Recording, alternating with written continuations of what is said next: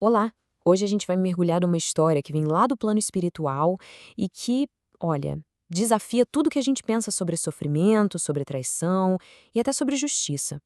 É uma história que começa com uma queixa, mas que termina com uma visão completamente diferente sobre o que é o mal. Pois é, o que é uma tragédia de verdade? Todo mundo tem uma ideia, né? Mas a história de hoje nos convida a repensar isso.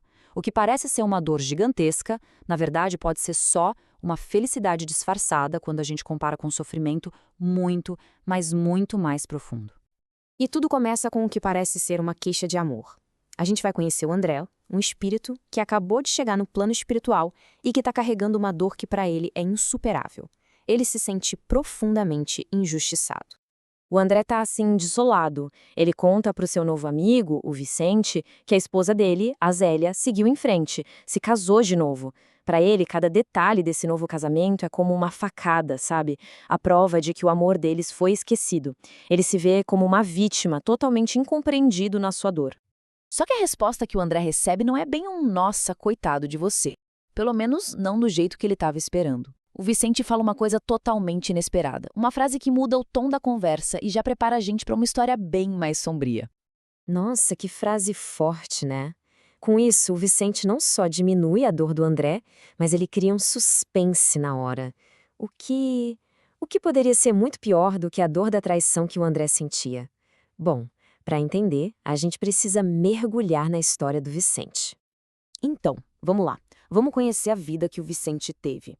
Na Terra, a história dele parecia um comercial de margarina, sabe? A imagem da felicidade, do sucesso, uma vida de amor, família e realização profissional. Olhando para essa linha do tempo, a gente vê a construção de uma vida perfeita. Casa com o amor da vida aos 25, vem os filhos, uma carreira que ele amava. Por 10 anos tudo parecia um sonho. Mas aí a chegada do irmão dele, o Eleutério, marca um ponto de virada. O comportamento da esposa muda e, de repente, ele tem essa morte súbita por uma infecção. E a mudança foi sutil, mas muito significativa. A Rosalinda, que era a grande parceira dele no laboratório, de repente perdeu todo o interesse no trabalho que eles faziam juntos. Ela começou a preferir a companhia do cunhado, do Eleutério. O Vicente sentia a solidão aumentar, mas, poxa, como ele ia desconfiar do próprio irmão? E aí, o fim dele chega de um jeito que parece até bobo, uma pequena ferida infeccionada. A medicina da época, com todos os seus recursos, não conseguiu fazer nada. Para todo mundo foi uma fatalidade, uma tragédia imprevisível. Pelo menos, era o que parecia. É, e é exatamente aqui que a história dá uma virada de 180 graus. O que o Vicente descobriu depois da morte mostrou que aquela fatalidade foi, na verdade, uma coisa muito, muito mais sinistra. A primeira bomba que caiu no colo dele foi quase um espelho da história do André. A esposa dele, a Rosalinda, tinha se casado com o irmão dele, o Eleutério. Um baque, com certeza. Mas, como o próprio Vicente disse, a história dele era muito pior. A verdadeira punhalada ainda estava por vir. Gente, que revelação pavorosa. Não foi só uma traição depois que ele morreu. Foi um crime, um assassinato, planejado pelas duas pessoas em quem ele mais confiava no mundo: a esposa e o irmão. O que mais choca aqui é a frieza do plano. Não foi um crime de impulso, foi um ato calculado. Eles se apaixonaram e, para evitar o escândalo de um divórcio, simplesmente planejaram a morte do Vicente. E a crueldade de usar uma cultura do laboratório dele, o lugar que era a paixão, o trabalho da vida dele, é algo assustador. Agora a gente entende. A comparação fica até covardia, né? De um lado, o André lidando com a dor de ver a esposa seguir em frente. Do outro, o Vicente, que foi traído, assassinado e substituído pelas duas pessoas que ele mais amava. Aquela frase, "você foi muitíssimo feliz", agora faz todo o sentido do mundo. Depois de uma revelação dessas, a gente esperaria o quê? Um desejo de vingança, de justiça com as próprias mãos, certo? Mas o Vicente nos leva para um caminho completamente diferente. Ele vai explorar a natureza da justiça divina. E essa é a pergunta que fica martelando na nossa cabeça.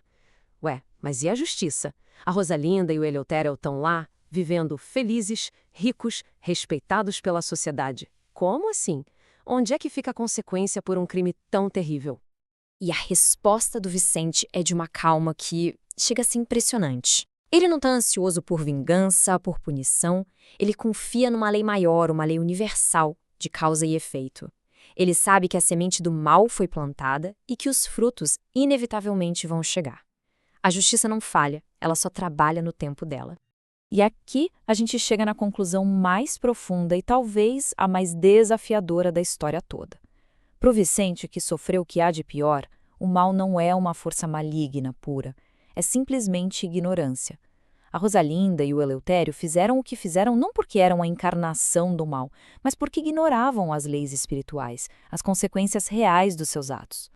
E essa narrativa toda nos deixa com essa reflexão.